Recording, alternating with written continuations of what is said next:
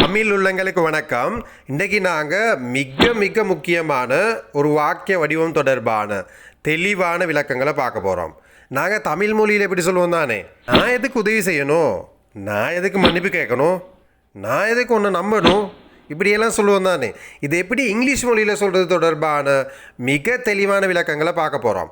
Video பார்க்குறதுக்கு முதல்ல நீங்கள் இப்போ தான் எங்களோட சேனலில் முதல் தடவை பார்க்குறீங்களா இருந்தால் சப்ஸ்கிரைப் பண்ணிக்கொள்ளுங்க.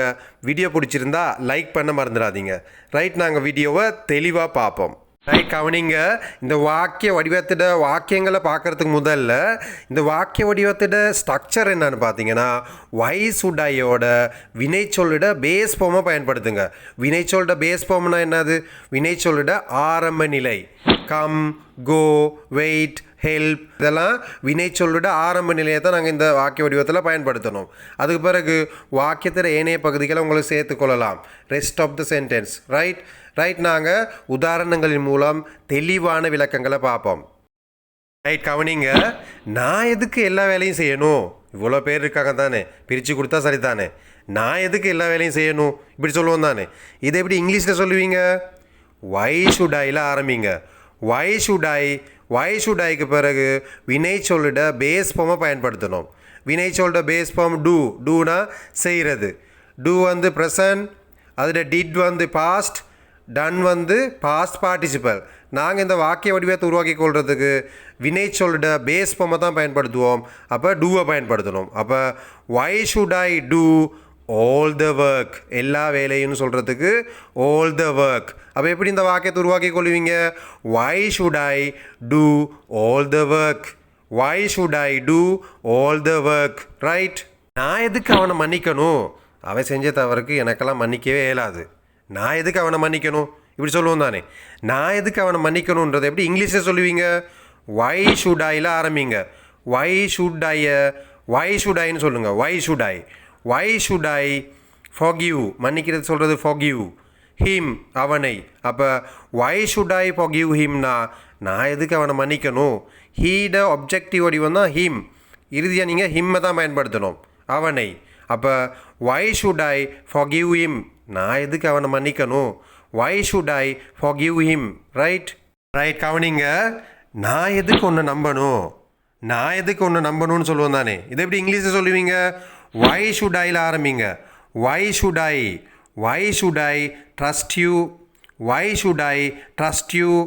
ஷுட் ஐக்கு பிறகு வர வினைச்சொல் வந்து ஆரம்ப நிலையில் இருக்கணும், பேஸ் ஃபார்மில். அப்போ why should I trust you, நான் எதுக்கு ஒன்று நம்பணும். ரைட், நான் எதுக்கு மன்னிப்பு கேட்கணும்? எல்லா தவறையும் அவன் தான் பண்ணா, நான் எதுக்கு மன்னிப்பு கேட்கணும் எப்படி இங்கிலீஷில் சொல்லுவீங்க? வை ஷுட் ஐயில் ஆரம்பிங்க. வை ஷுட் ஐக்கு பிறகு வினைச்சொல்லோட பேஸ் ஃபார்மை பயன்படுத்துங்க. மன்னிக்கிறதுக்கு சொல்கிறது தாங்க எப்போலோஜைஸ்னு சொல்லி. அப்போ எப்படி இந்த வாக்கியத்தை உருவாக்கி கொள்வீங்க? வை ஷுட் ஐ எப்போலோஜைஸ், நான் எதுக்கு மன்னிப்பு கேட்கணும். வை ஷுட் ஐ எப்போலோஜைஸ். ரைட், கவனிங்க. நான் எதுக்கு அந்த கதையை நம்பணும்? இதை எப்படி இங்கிலீஷில் சொல்லுவீங்க? வை ஷுட் ஐயில் ஆரம்பிங்க. Why should I believe that story, பிலீவ்னா நம்புறது, தட்னா அந்த, ஸ்டோரினா கதையை. அப்போ எப்படி இந்த வாக்கியத்தை உருவாக்கி கொள்வீங்க?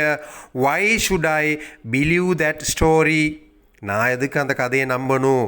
Why should I believe that story. Why should ஐக்கு பிறகு நான் எங்களுக்கு தெரியும் வினைச்சொல்லோட பேஸ் ஃபார்மை பயன்படுத்தணும், பிலீவ். ரைட், கவனிங்க. நான் எதுக்கு உனக்காக காத்திருக்கணும், எனக்கு வேறு வேலை இல்லை, நான் எதுக்கு உனக்காக காத்திருக்கணும்னு சொல்லுவோம் தானே. இதை எப்படி இங்கிலீஷில் சொல்லுவீங்க? வை ஷுட் ஐயில் ஆரம்பிங்க. Why should I wait for you, உனக்காகன்னு சொல்கிறதுக்கு ஃபார் யூ, உனக்காக. அப்போ வை ஷுட் ஐக்கு பிறகு எங்களுக்கு தெரியும் வினைச்சொல்லோட பேஸ் வடிவத்தை பயன்படுத்தணும், வெயிட். அப்போ why should I wait for யூனா நான் எதுக்கு உனக்காக காத்திருக்கணும். ரைட், நான் எதுக்கு அதை பற்றி கவலைப்படணும். இதை எப்படி இங்கிலீஷில் சொல்லுவீங்க? வை ஷுட் ஐயில் ஆரம்பிங்க. Why should I worry about it, ஹொரினா கவலைப்படுறது, அபவுட் இட்னா அதை பற்றி. அப்போ why should I worry about இட்னா நான் எதுக்கு அதை பற்றி கவலைப்படணும். ரைட், அடுத்த வாக்கியத்தை பார்க்குறதுக்கு முதல்ல வை ஷுடாய்ங்கிற வாக்கிய வடிவம் உங்களுக்கு விளங்கியிருந்தா கட்டாயமாக ரெண்டு வாக்கியங்கள் உருவாக்கி கட்டாயமாக கமெண்ட் பண்ணுங்க. ரைட் கவனிங்க. நான் எதுக்கு அங்கே போகணும், நான் எதுக்கு ஏன் அங்கே போகணும், நான் எதுக்கு அங்கே போகணுன்றது எப்படி இங்கிலீஷில் சொல்லுவீங்க? வை ஷுடாயில் ஆரம்பிங்க. வை ஷுடாய்க்கு பிறகு எங்களுக்கு தெரியும் வினை சொல்லிட பேஸ் ஃபார்மை பயன்படுத்தணும். வை ஷுடாய் கோ தேர், கோனா போகிறது, தேனா அங்கே. அப்போ வை ஷுடாய் கோ தேனா நான் எதுக்கு அங்கே போகணும், வை ஷுடாய் கோ தேர் நான் எதுக்கு அங்கே போகணும். ரைட் கவனிங்க. நான் எதுக்கு என் கருத்தை மாற்றிக்கொள்ளணும், இது எப்படி இங்கிலீஷில் சொல்லுவீங்க? வை ஷுடாயில் ஆரம்பிங்க. Why should I change my opinion. சேஞ்ச்னா மாற்றிக்கிறது, ஒப்பீனியன்னா கருத்து. அப்போ why should I change my opinion நான் எதுக்கு என் கருத்தை மாற்றிக்கிறனோ, why should I change my opinion. Right okay friends, இன்றைக்கி நாங்கள் வை ஷுடாய்ங்கிற வாக்கிய வடிவம் தொடர்பான தெளிவான விளக்கங்களை பார்த்தோம். இந்த வீடியோ உங்களுக்கு பிரயோசனமாக இருக்குதா இருந்தால் கட்டாயமாக உங்களுடைய நண்பர்களுக்கு ஷேர் பண்ணுங்கள்.